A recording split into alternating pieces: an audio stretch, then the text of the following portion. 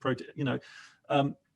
My suspicion is it's real virus replication. What contribution that apparently ongoing replication in the gut makes to the antibody maturation, we're just going to have to wait and see. Many months later. I asked Paul on Friday, and I didn't get a clear answer. Maybe you know. So what about, is there infectious virus in the intestine? And I didn't get a clear answer. Maybe you know.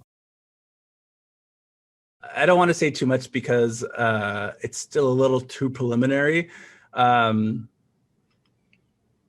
It's hard to say. So I think that based on some preliminary data, that there might actually be infectious virus in parts of the brain, and I say that only because we've had quite a bit of success detecting both spike and N protein, which would suggest that if it was debris, it would have to be a lot of debris.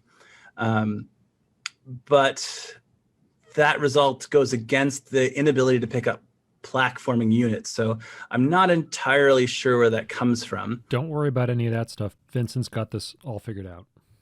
So we have acute viruses like flu, polio, rhinovirus, SARS-CoV-2. You get infected, you make an immune response, you clear the infection. You get infected with persistent viruses like herpes viruses, herpes simplex, Epstein-Barr virus. It doesn't get cleared, it remains with you forever. Why is that? Because those herpes viruses can antagonize immune responses, so they're not cleared. And that's one of the main differences, in fact.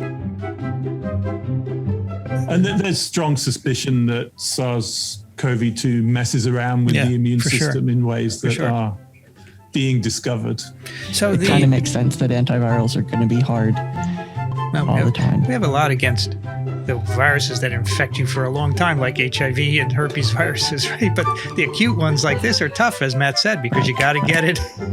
I mean, if you have 10 years to treat an infection, that's great. But if you have 7 days, that's tough.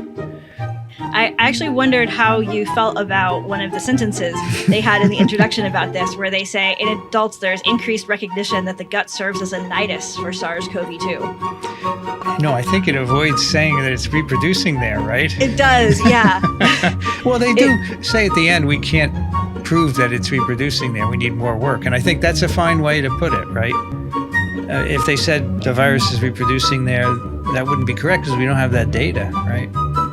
And if you remember, Paul Binash and Theodora Hatzianu had some suggestion that there's persistence of antigen in the gut in adults, right, from some sampling that they had done. But I don't think there's any good proof that there's virus reproduction. So a nidus, I think, is okay. Yeah, that's a nice use of the English language, I think.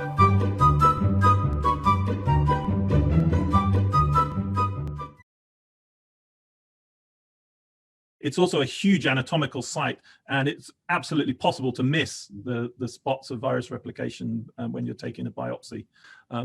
Persistence of virus that might explain this maturation of the antibody response. And I didn't get a clear answer. Maybe you know.